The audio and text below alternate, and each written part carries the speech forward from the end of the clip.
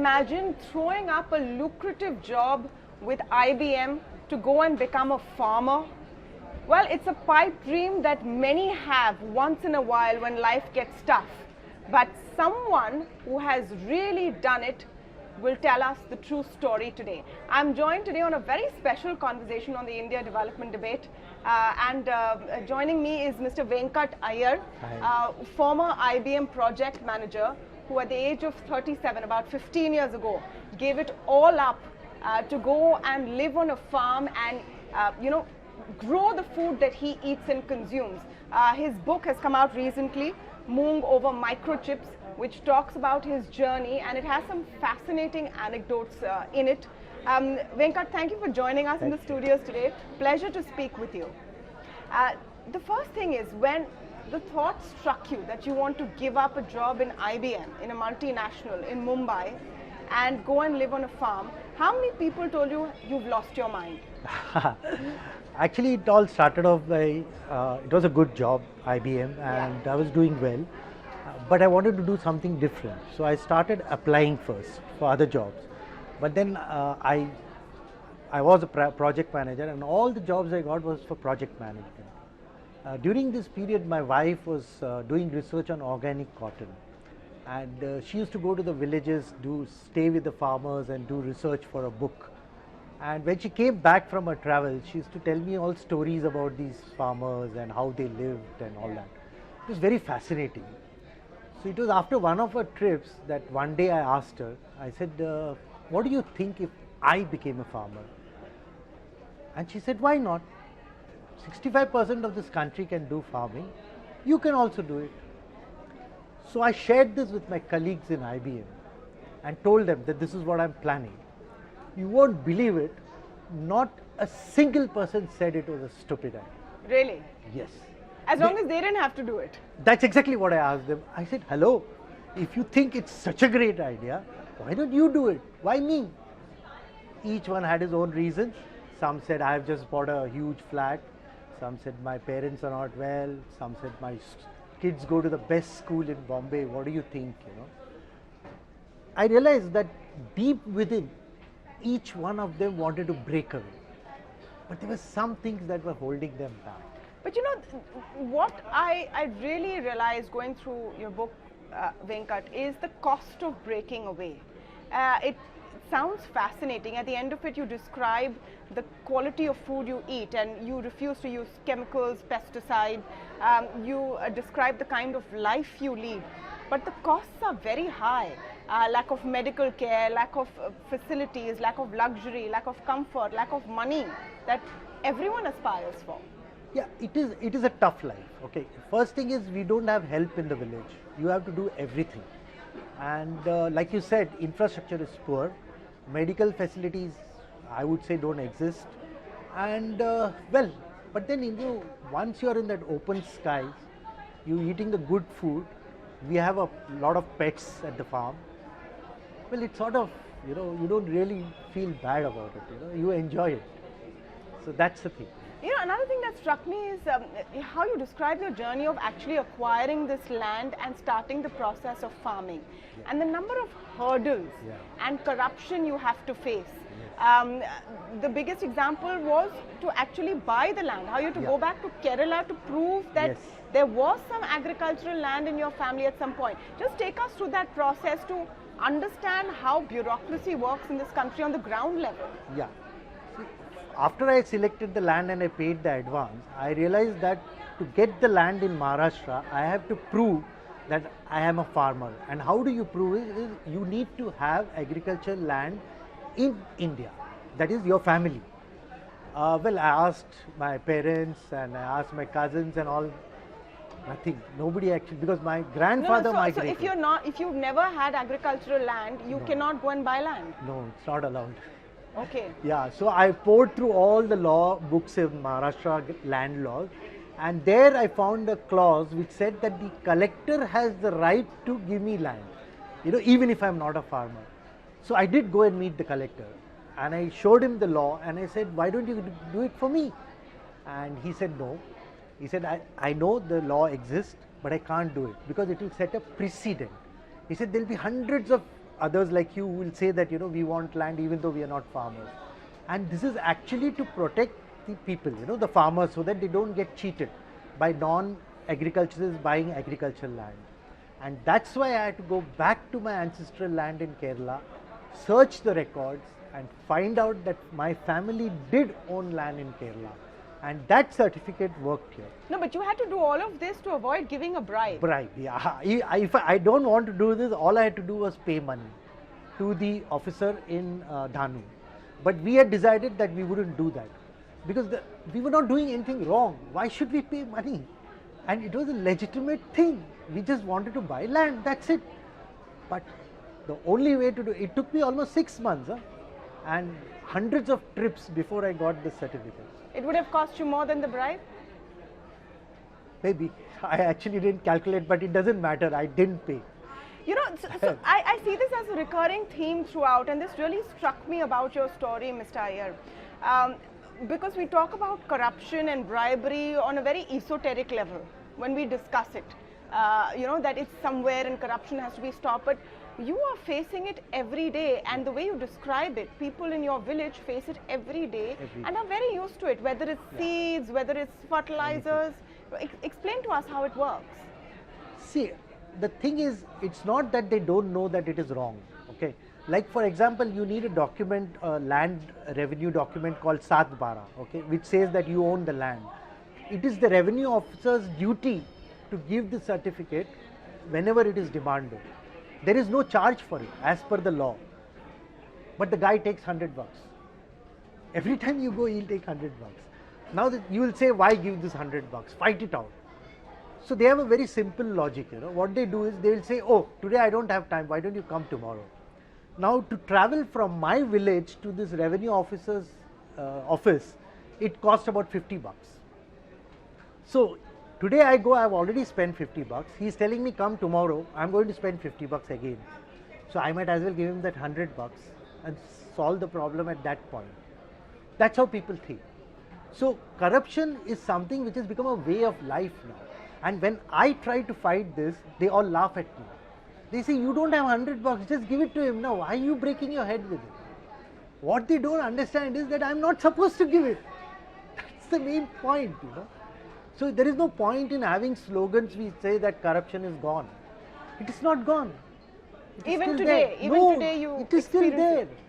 For each and every activity you have to do with bureaucracy, you have to give a cut. Otherwise it doesn't happen. Or they'll just make you go n number of times. I went 26 times to Dhanu to get one certificate which said that I was a farmer. 26 times. And each trip cost me $100 by local transport. So that is 2,600 rupees I spent to get one certificate, and that guy wanted just $100. I didn't give it. Now so tell me which villager will do it. No, and which person, not just villager, nobody will do it because you're essentially paying a price for honesty. Then why are you saying that we want to fight corruption? Why? They just say that yes, we will give $100 and we'll get the work done. Yeah. See, if you want to fight something in the system, you have to pay for it. Yeah. Well, we decided we'll pay for it. I want to come to another aspect of your journey, and of course, corruption is a huge part of it. But the government right now, and I want to bring it to current day, where the plight of farmers hits the headlines all the time. Farmer suicides. We hear about a number of schemes from central and state government to reach out to farmers. We have the PM Kisan scheme. You have soil health cards. All of that. How much of it is actually helping farmers and reaching them? What is the ground situation? Because you are someone who now is in a position to actually tell us where it's reaching on the ground. Yeah. See, these schemes are not bad, okay?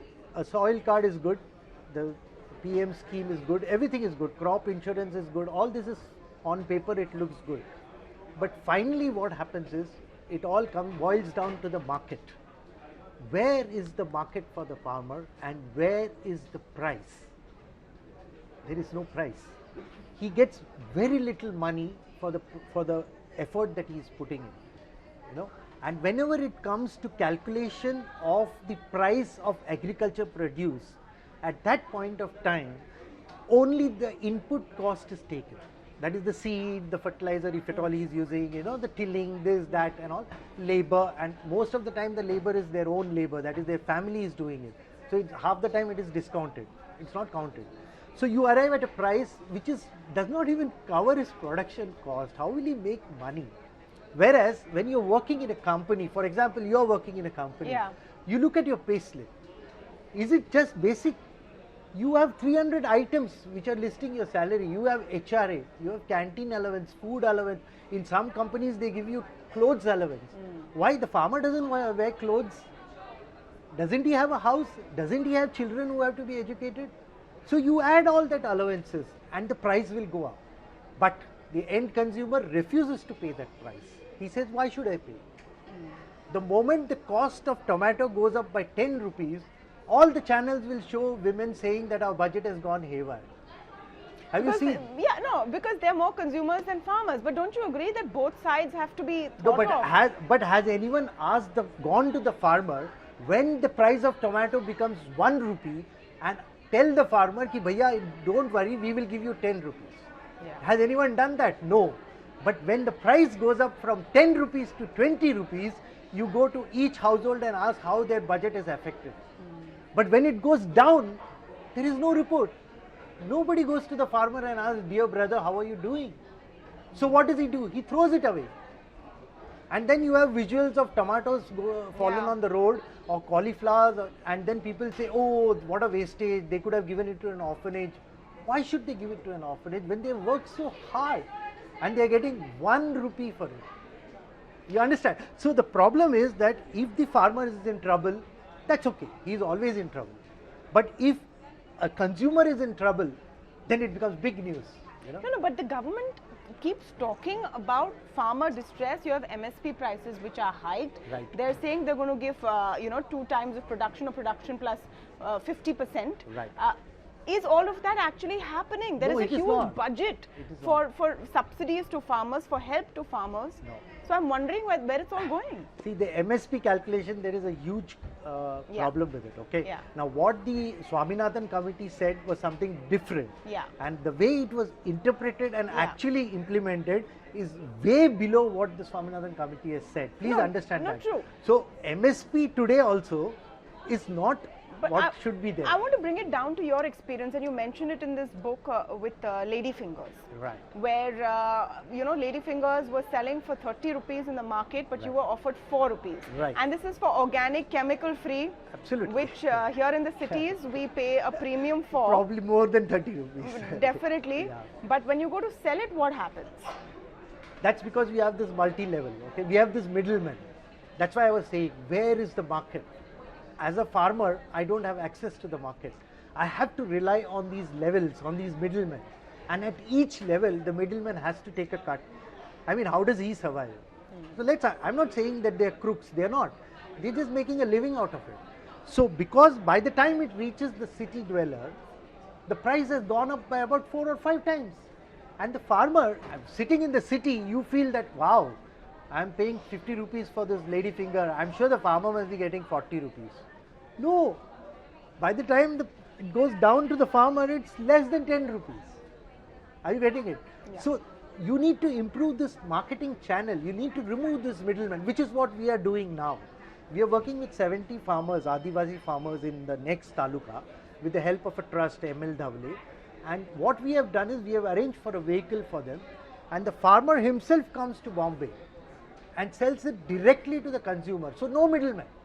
It's just the cost of fuel and driver which they pay, and they make more money. So you eliminate the middleman, the farmer will get more money. Yeah, but scale is the problem. If you want to take this to a broader level, then scale is a huge issue. It's an issue. You have to really be able to find a bigger system to connect farmer and consumer. And then the question is, what happens to all of those middlemen? They are also people who are eking out a living. Absolutely. I don't deny that. They are also human beings, and they are not cheating anyone. It is just that they are making a living. But the problem is, if you want to help them also and you want to help the farmer, then the end consumer should be willing to pay more. Why? Only at the end of the chain, that is, the farmer is paying the least amount. The consumer is paying a heavy amount, okay? and it gets distributed in the supply chain, and finally the farmer is getting very little, which is why today he is in dire states, no? Yeah. And then And you say that he's committing suicide. What else will he do? But yet, Mr. Iyer, you choose to be a farmer. You chose to be a farmer and, give up a highly lucrative job.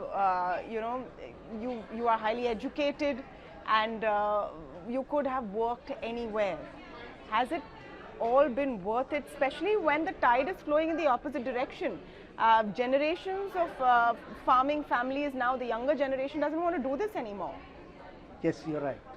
Even in our village, the younger generation does not come to the field. It's only the above 50s who are actually working. Below that, everybody is gone. They are either working in some factory or, like you said, in some computer or whatever, See, the reason why I chose this is that I feel that this rat race and this chasing this money is never ending. At no point are you going to feel that you've had enough. Yeah. So that was my logic. So that's why it's not that I don't love money. I also love money. But the point is, if you grow the food that you eat, then your other requirements are minimal. And with that in mind, I went back into farming, and also I enjoy it. So it's not that I didn't like computers. I did quite well in that. But I feel this is much better. It's more rewarding, and I'm at peace. I'm with nature. It's lovely. So another point that you make is about your fight to grow produce without chemicals or fertilizers, Right. which is not the way it happens Right. at all. No. So you have to actually fight the system Right. in your village to do this. Yeah. Tell us a bit about that. Yeah, see, thing is that after the Green Revolution happened, the concept of using fertilizers and pesticide is ingrained in the second generation. That is the ones who are doing farming now. So it's in their head that if I don't put it, nothing will happen. Okay, and since they are living on an existence from year to year basis, they can't have the courage to not put it. So when I first went and told them that I don't want to do all this, no fertilizers, no pesticides, nothing, they couldn't believe it. They said, I mean, how is it going to happen? So I said, you don't worry about that. If it doesn't happen, it doesn't happen, but you will not add it. And I don't want to add it. And now they have understood, okay, this guy is doing it without chemicals. Of course, I get less than what they get. Their yields are much better, but that is enough for me. That is what I get, I'm happy with. And also the main thing that they are realizing now is that the soil is better. The soil is improving. While their soil is degrading, my soil is improving. At any point in the year you come to my soil, you will still find earthworms. But in their soil, you will not find. So in this budget, for example, a concept called zero budget farming was spoken about, which is, I think, close to what you it's almost the same. It's almost the same. Is it feasible though? Because you, Mr. Iyer, say that you are happy in life just growing the food you eat and subsisting on that. You have very simple tastes and needs. But farmers will want to make money. Absolutely. They may have larger needs, families to take care of, etc. Can you really find any kind of profit or be able to sustain yourself in dignity with zero budget farming? Yes, see, right now what the zero budget farming says and what we do is very much same. I mean, there is no difference. It's basically, don't buy things from outside so that you don't spend. Reduce your input cost. You may get less, but when you actually calculate your net profit, you're getting more because you have spent less, right? So the concept is very good. Now, the problem is that because we are in a money-driven economy, the farmer is not happy with what he is getting right now. He wants more. No, and why should he not? Why should he not? Yeah. So what happens is the moment he wants more, that's when he does not embrace these principles of zero budget farming or organic farming or natural farming, whatever you say. Because he says, नहीं मेरे को और चाहिए, और आएगा तो और बेचेगा और पैसा बनाएगा. Okay, and the needs are also growing. The kids are becoming big. They have marriages. They want bigger houses. Yeah. They want mobiles, the best mobiles. Why not? Yeah. So now what happened is, it is very difficult to convince farmers to move from chemical conventional farming to a zero budget or organic farming, for the simple reason that in the initial period their yield is going to go down. It's very sustained effort that we have been managed to convince 70 farmers to actually move. It's very difficult, and it took us almost 9 years. Yeah. So you can imagine how many years it will take to convince the entire country. Okay, and well, it was included in the budget, which is very good. But I don't know whether you've gone through it. Actually, there's no allocation for it. Yeah. You know, it was It's just an idea. mentioned. It It's was an idea. yeah, and well, ideas are many. You know. Yeah. So Well, you're an example of a zero budget farmer, and we'll have to wait and see if this is something that people can do on a wider scale. It's a good concept though. Another point you mentioned is about how, and we talked about it a little earlier, the next generation in your village, very few of them are interested in agriculture or growing produce. Right. And how you fear that over time, as land parcels become smaller and less people want to actually grow food, we will come to a situation where we'll have food security concerns. They will not be enough. What are your concerns? That may not happen actually. See, the younger generation who is there, who is slightly educated, and they want to move ahead. They don't want to do farming, but at the same time, they don't want to give up their land.